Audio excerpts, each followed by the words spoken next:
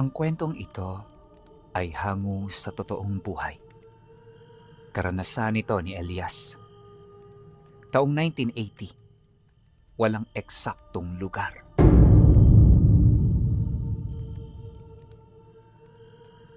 Si Elias ay isang arkitekto sa Maynila na naniniwalang lahat ng bagay ay may lohikal na paliwanag. Ngunit ang mga paniniwala niyang yon ay biglang nawala nang malaman niya ang biglaang pagkamatay ng lolo niya sa baryo nila. Ayon sa mensaheng natanggap niya, namatay ang matanda sa paraang hindi maipaliwanag ng medisina. Kaya nang marinig niya ang balita, dali-dali siyang bumalik sa probinsya ng mga ninuno niya.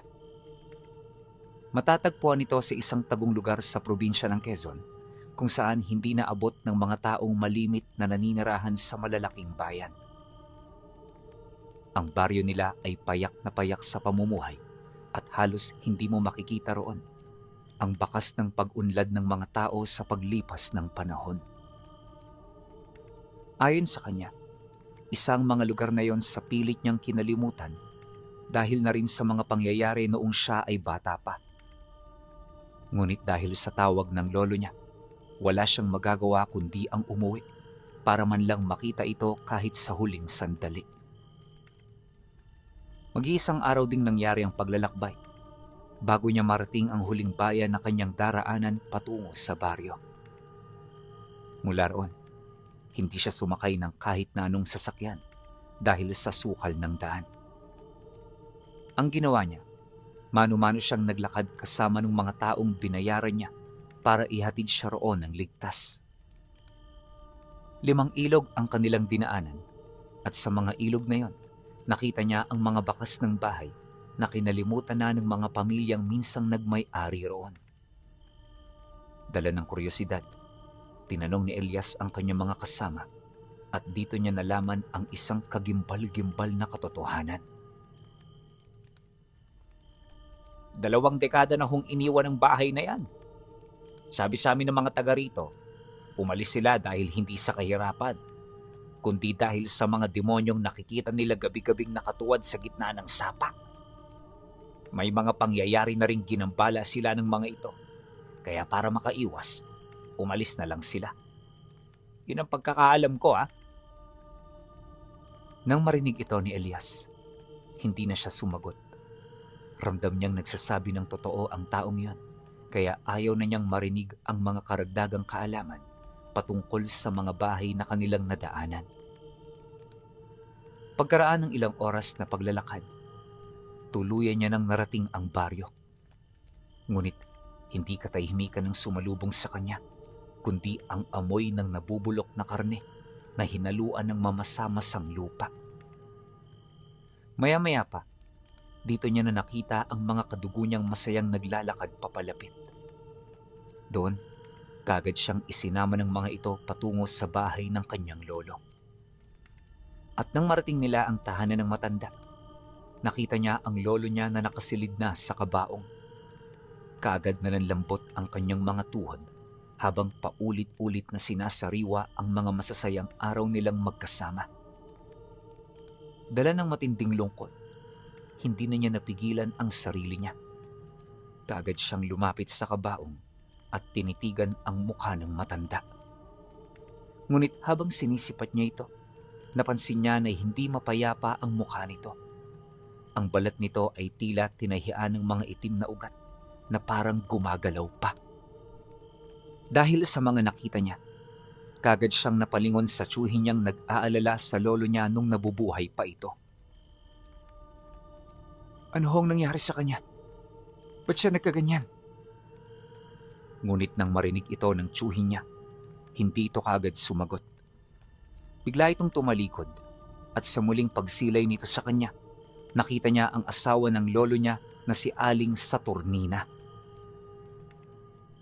Pinili siya, Elias.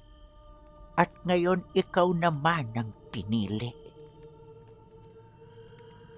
Pagkasambit nito ng mga katagang yon, kagad itong lumapit sa kabaong. Sinubukan niya pa itong tanungin pero sa kasamaang palad, hindi na ito sumagot. Makalipas pa ang ilang oras, dahan-dahan na siyang nakaramdam ng matinding pagod. Kailangan niyang magpahinga, kaya tumungo na siya sa silid na kinalakihan niya.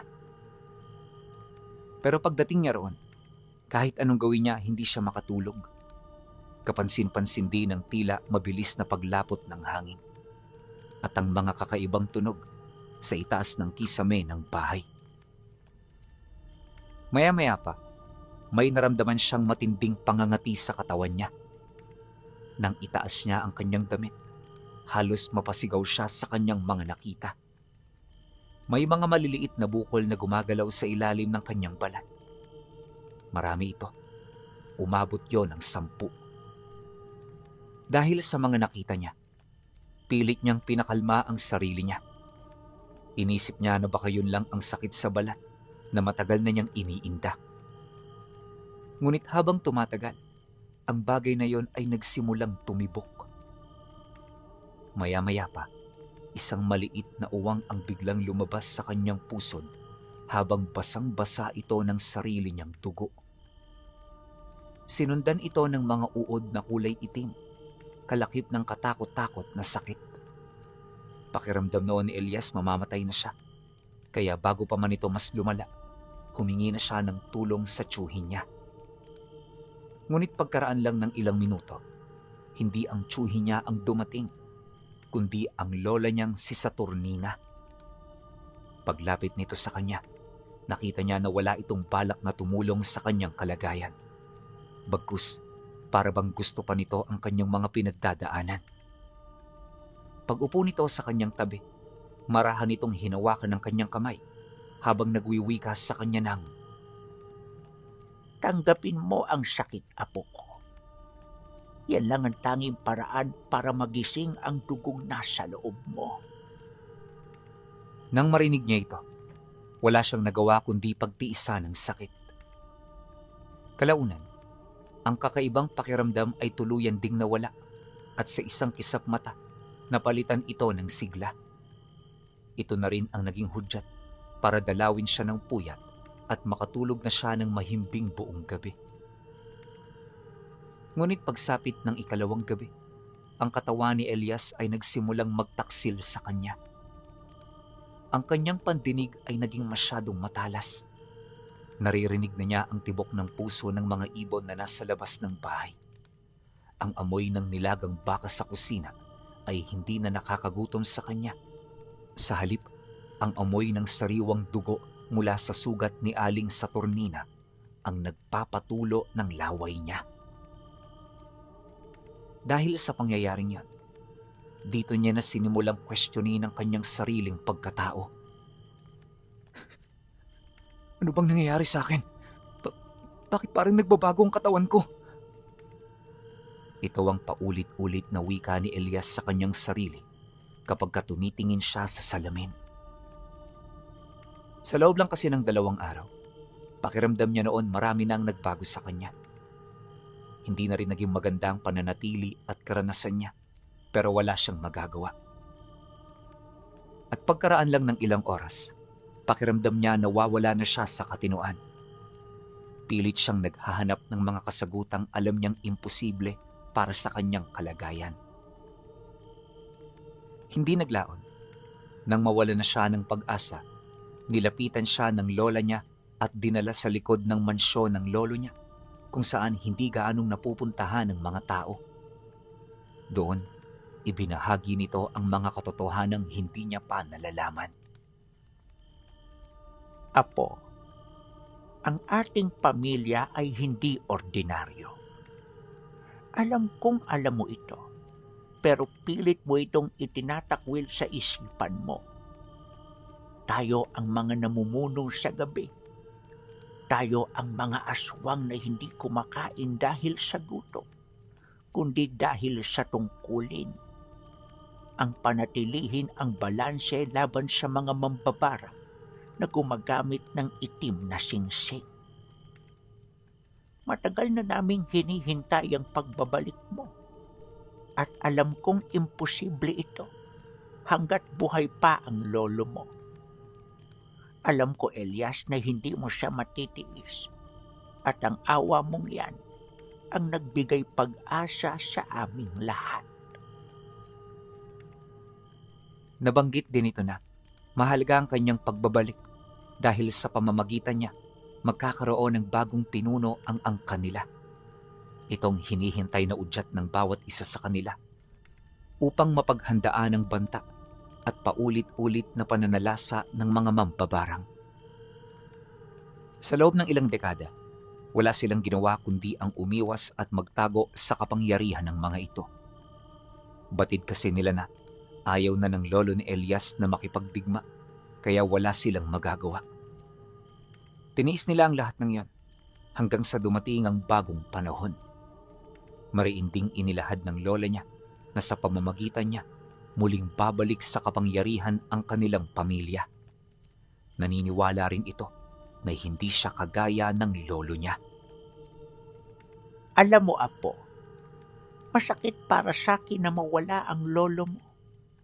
Pero sa kabilang banda ay natutuwa na rin ako. Alam mo kung bakit? Dahil sa pagkawala niya, hinirang ang isang mas matatag at mas matapang na pinuno. Kaya ngayon pa lang sinasabi ko na sa'yo, huwag mo kaming bibiguin, Apo. Malapit nang dumating ang digmaan na aming iniiwasan. At sa pamumuno mo, alam kong magtatagumpay tayo. Dahil sa sinabi nito, pakiramdam ni Elias tumigil ang kanyang mundo. Hindi niya tinanggap ang ganoong tadhana pinuno. Pero sa kabilang banda, alam niya sa kanyang sarili na wala na rin siyang magagawa. Nakasisiguro rin siya na hindi siya paaalisin ng mga ito kung hindi niya nagagawa ang kanilang mga kagustuhan. Kaya naman sa halip na tumutol, pinakita niya ang pagkakaroon ng interes sa mga bagay na sinasabi ng lola niya. At dahil doon, kung kaya't dito nito ibinahagi ang lahat ng mga bagay na dapat niyang malaman. Ayon sa kanyang lola, ilang milya mula sa lugar nila, nakatira ang pinuno ng mga mambabarang na si Don Segundo. Taliwas sa ibang lahi, ang matandang yon ay naghahangad ng mas mataas na antas ng kapangyarihan. Tuso at matalino ito, kaya sa loob lamang ng ilang buwang pananaliksik, nadiskubre nito ang kapangyarihan ng kanilang lipi. At magmula noon, hindi tumigil si Don Segundo sa pag-atake sa kanila. Marami na itong nakuhang miyembro sa kanilang pamilya, pero hindi sapat ang dugo at karunungang taglay ng mga ito. Kaya para tuluyan itong makuha ang kanilang kakayahan, kailangan itong mapaslang at mapag-aralan ang kanilang pinuno. Ngunit anuman ang gawin ng matanda, hindi ito naging madali. At sa ilang digmaang nangyari sa pagitan ng kanilang lahi, nanatili itong bigo na matalo ang yumao niyang lolo hanggang sa magpasya itong malagay sa tahimik. Kaya niya yung ginawa ay para mapalakas at para maghintay ng pagkakataon. Nang sumiklab ang katahimikan sa pagitan ng kanilang mga angkan, wala nang ibang ginawa ang kanilang pamilya kundi ang magsanay, magparami at magpalakas. Ito ang naging sentro nila dahil alam nila na ganun din ang ginagawa ng kalaban nila. Dagdag pa ng lolo niya na, ngayong nag-iba ang pinuno ng lahi nila, mataas ang tsansa na magsimula na namang umatake ang kalaban nila. Inaasahan na nila ito, lalo pat matagal na nilang alam na yun ang oras na hinihintay ni Don Segundo. Kaya nga sinasabi ko sa iyo, Elias, hindi ka na makakabalik sa dati mong buhay. Dalawa lang ang pagpipilian mo. Tumakas ka pabalik sa pinagmulan mong lugar at hayaan kami ritong mamatay. O makipaglaban ka kasama namin. Tatandaan mo na yung unang paraan ay hindi ka makakasiguro sa iyong kaligtasan dahil posibleng kahit sa Maynila ay susundan ka ng mga nilalang. Nang marinig niya ang sinabi ng lola niya, hindi niya maipagkakailang tama ang sinabi nito. Hindi niya kaya malaman na mamatay ang kanyang pamilya at mas lalong hindi niya kakayaning makipaglaban sa mga ito ng nag-iisa. Kaya kahit masakit sa kanyang loob, sumang-ayon siya sa nais nitong mangyari. At nang marinig naman ito ng lola niya, isang matamis na ngiti ang ipinakita nito sa kabila ng mukha nitong palaging seryoso. Matapos ang nangyaring pag-uusap, bumalik silang dalawa sa lamay. Doon, isa-isa na siya nitong ipinakilala sa mga kadugo nila. Lahat ng kanilang mga nilapitan ay purong mga kalalakihan na ayon sa matanda. Iyon ang mga mandirigma ng kanilang pamilya. Mariin din itong inilahad na kinakailangan lang nilang patapusin ang lamay at burol bago nila pag-usapan ng tungkol sa kinakaharap nilang problema. Nang marinig naman ni Elias ang tungkol dito, hindi siya umimik. Sinunod na lang niya ang mga nais ng kanyang lola upang wala na silang maging problema. At sa paglipas ng mga araw, marami pa siyang nararamdamang kakaiba. Ayon sa kanya, nasa tanang buhay niya, yon ang pagkakataon na nakausap niya ang kaluluwa ng namatay. Nakapagpaalam sa kanya ang lolo niya at nasabi nito kung nasaan ang mga pamana nitong iniwan para sa bagong mamumuno para sa lahi nila. May mga ibinigay din itong lihim at paraan upang hindi siya mahirapan sa kanyang estado. Nang malaman niya ang lahat ng iyon, dito na tuluyang nabuksan ang kanyang kamalayan. Pagsapit ng 7 araw ng lamay, pakiramdam noon ni Elias, ibang tao na siya. Bukod sa mga taglay niyang karunungan, natutunan na rin niya kung paano makibagay sa mga kalahi niya. Akala niya wala nang mangyayaring hindi inaasahan. Pero lingid sa kanyang kaalaman, ito pa lamang ang panimula. Dahil kinagabihan noong araw na yon, may nangyaring hindi inaasahan. 2 sa mga delegado ni Don Segundo ang pumunta, hindi para makipaglaban, kundi para makipag-usap ng tungkol sa kapayapaan. Nang makita ito ng lola niya, kaagad yun doong lumapit. Sa labas nagkausap ang magkabilang panig na parabang lihim at walang dapat na makaalam sa kanilang mga napagkasunduan. Ngunit bilang pinuno, hindi siya pumayag. Kaagad siyang lumapit sa lola niya upang makinig sa gagawin nitong pakikipag-usap sa mga nilalang na dumating. Nang masipat naman siya ng mga delegado ni Don Segundo, kaagad nitong ibinaba ang mga suot nilang salakot, pagpapakita ng paggalang. Mabuti naman at hindi mahiyain ang bagong pinuno. Masaya si Don Segundo na nagpakita kayo. At masaya rin ho kami dahil nakipagkita kayo sa amin. Nang marinig niya ang sinabi nito, hindi siya sumagot. Sa halip pinagmasdan lang niya ang dalawa ng tahimik, ngunit maigi niya itong pinakikiramdaman. Nang mapagtanto naman ito ang kanyang naging akto, kagad itong bumalik sa paksa na tinatalakay nila. Aling Saturnina, hindi na hangad ng aming pinuno na makipaglaban at makipagpatayan sa inyong lahi.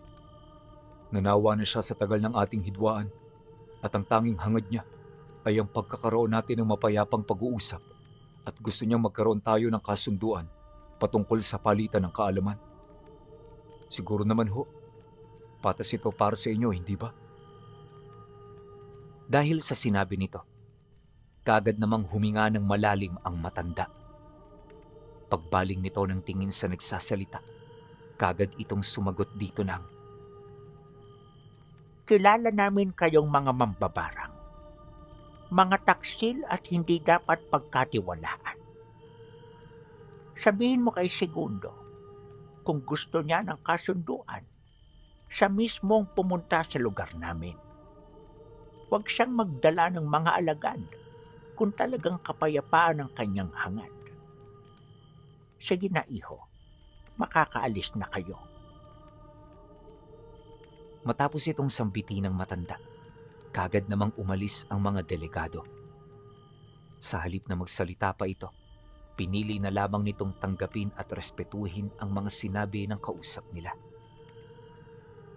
Paglabas nito ng bahay, agad naman silang bumalik sa loob. Habang binabagtas nila ang daan, Dito sila bahagyang nagkausap ng lola niya. La, sa tingin mo, paunlakan kaya ni Don Segundo ang nais mo? Sa tingin ko, hindi, Apo. Tuso si Segundo.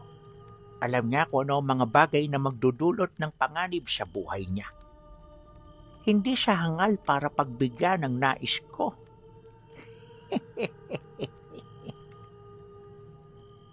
Nang marinig niya ito, inakala niya talaga na gano'n ang mangyayari.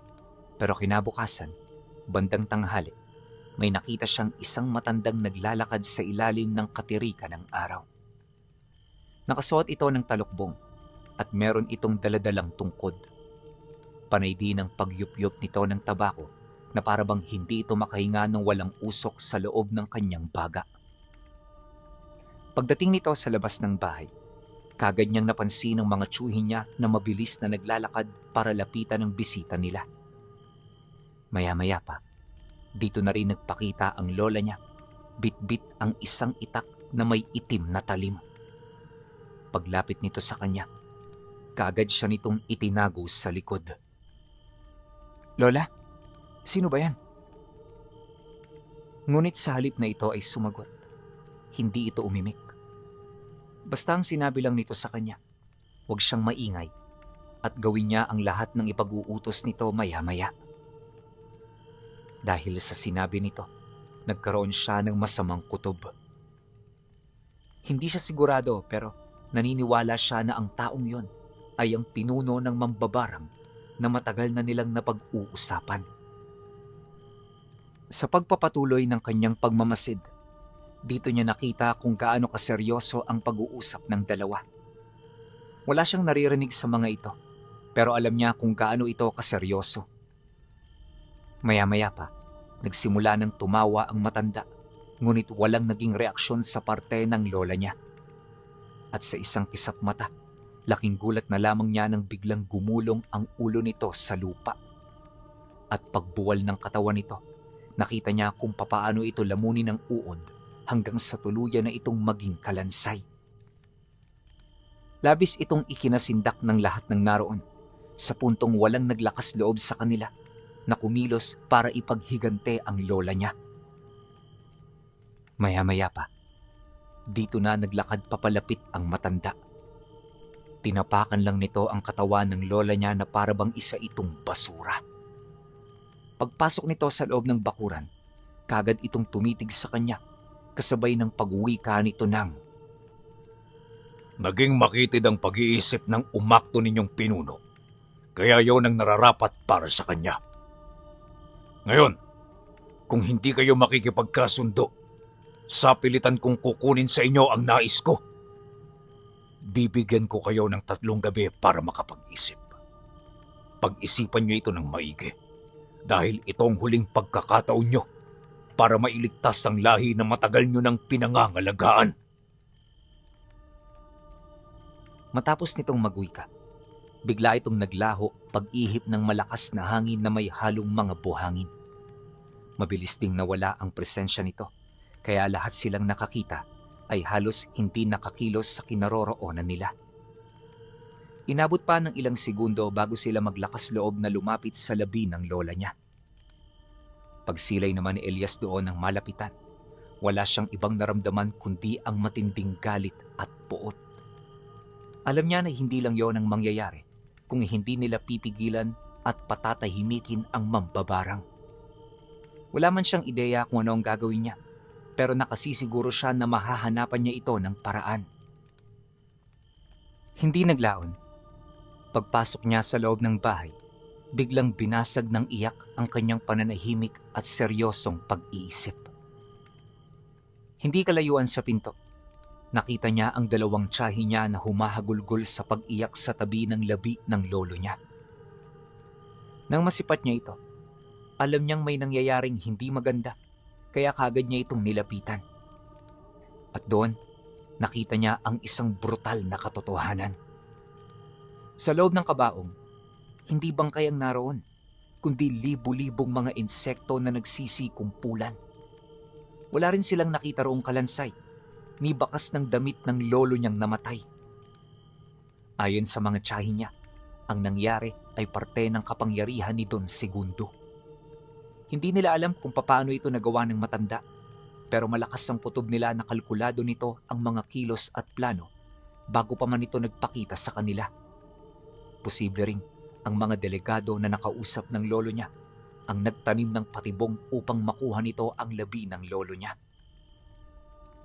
Matapos naman niyang marinig ang tungkol doon, kagad niyang tinawag ang mga tiyuhin niyang naghihintay sa labas. Pagpasok ng mga ito, di siya nagdalawang isip na ihanda ang kanilang grupo. Nang marinig naman ng mga ito ang kanyang sinabi, hindi ito tumutol sa kanyang nais. Sa halip, natuwa pa ang iilan sa kanila dahil yon ang unang pagkakataon na nagkaroon sila ng matapang na pinuno. Pagtungtong ng gabi, hindi na nila ipinagpatuloy ang lamay at ang kanilang mga bisitang dumating, isa-isa na nilang pinabalik sa kanilang mga lugar. Pagkatapos nun, kaagad nilang inihanda ang kanilang mga sarili.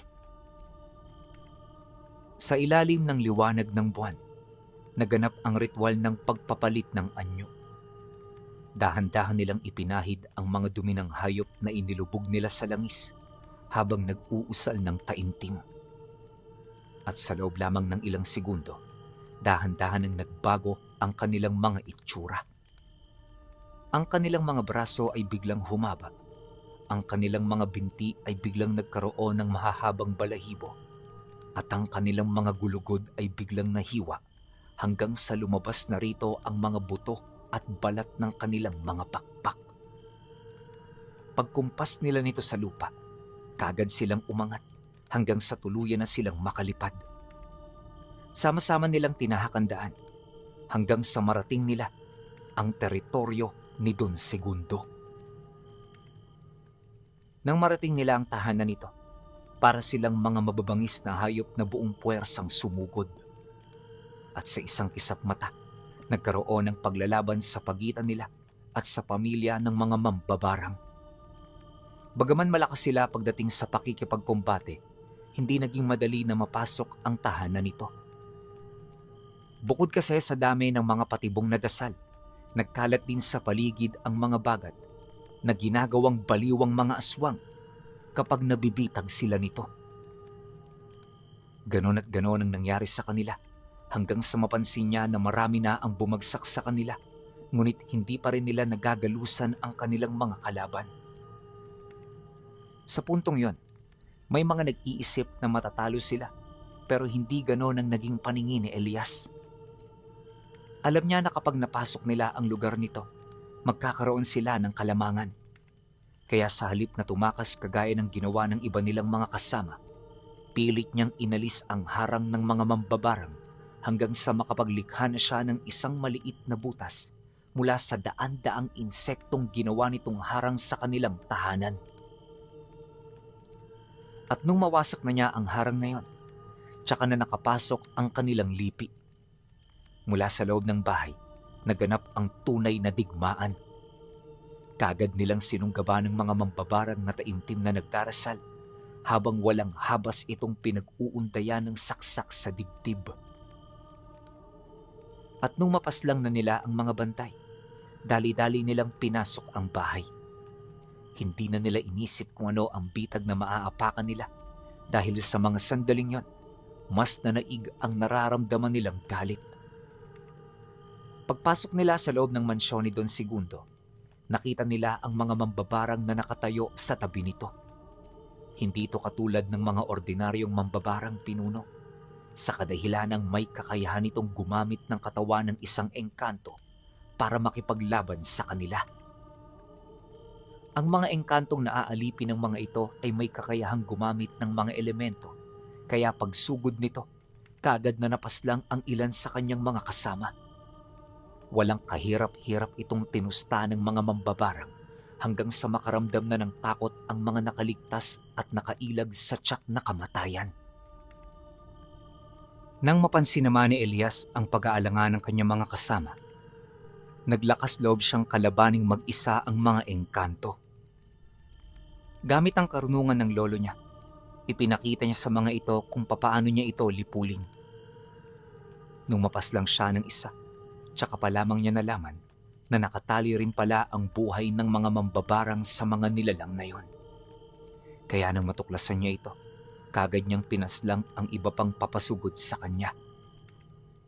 At sa loob lamang ng ilang minuto, isa-isang nagsibagsakan ang mga mambabarang sa tabi ni Don Segundo.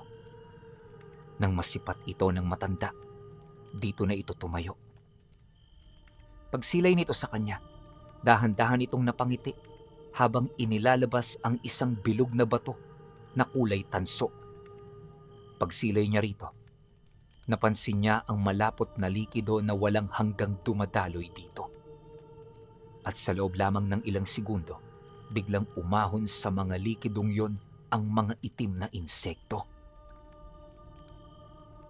Ang pinagkaiba sa ating abilidad, mas marami akong magagawang kapangyarihan kumpara sa inyo.